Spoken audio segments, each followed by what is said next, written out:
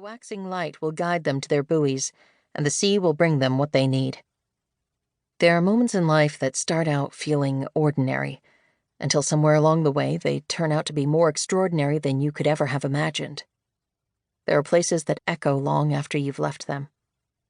And there are people, strangers at first, who end up bringing you the faith and perspective you never quite realized you were missing. So it was for me down east. It's not just the region's sweeping geography, the way it feels so close to nature that you can hear its heartbeat through the trees and see its soul through the fog that dances on its skeletal coast. It's not just the feeling of being utterly alone as you wind across the Black's Woods Road, complete with its whispered legacy of a haunting ghost named Catherine. It's the reverence with which generations of families have wrapped themselves around this place, thrived in terrain that leaves no room for idleness or self-pity, and woven a code of honor around the community they've built. They're not just from down east, but of it. And despite the multiple challenges they face, there's nowhere else they'd rather be. An hour into my early morning coastal drive, I turn off US Highway 1. I make my way through the narrowing, unpaved stretch that will lead me to Harrington's town landing dock. When I get there, Olivia Marshall, one of the few female lobster boat captains in Downeast, Maine, is standing beside her 36-foot boat, the Gold Digger. Olivia is in her early 40s and striking, with long blonde hair, silver blue eyes, and perfect teeth. She's been fishing since she could walk. She married a lobsterman straight out of high school, and together they raised 2 boys who fish.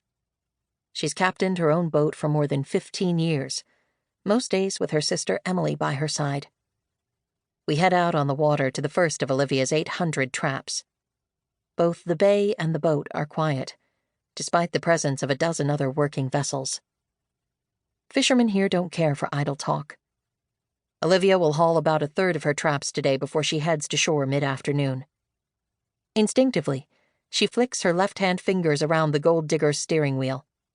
Her eyes are trained on her traps, and the light creeps higher to reveal a perfect sky. She is at home. This is a place of seafarers and sacrifices, where people are as tied to the whims of the water around them as human beings can be. Their sea, the Downeast Sea, is a blue-hued canvas, spotted with brightly painted buoys to which the captains stake their claims. The buoy colors and patterns are unique to every owner.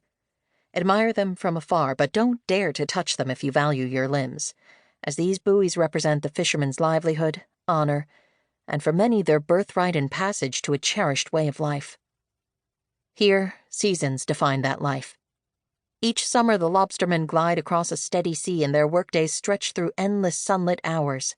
By the time October rolls around, they give the chilling air a knowing nod and quicken their pace. As fall succumbs to winter's yawn, they brace their boats against the coming freeze. Months later, when they feel the ice-blown craters in the roads beneath their pickup trucks, the lobstermen know that finally spring has come. They hum a psalm to it, even as it swallows their muck boots in mud and pierces their ears with angry winds. They take the hand they're dealt without fanfare or wonder. It simply is, just as it has always been. To me, a girl from Brooklyn, the wonder is everywhere, and what I learn here is both unexpected and familiar. In every obvious way, Olivia and Emily's Downeast is as distant as could be from my Brooklyn. Their towns post population sizes that would barely fill a high-rise.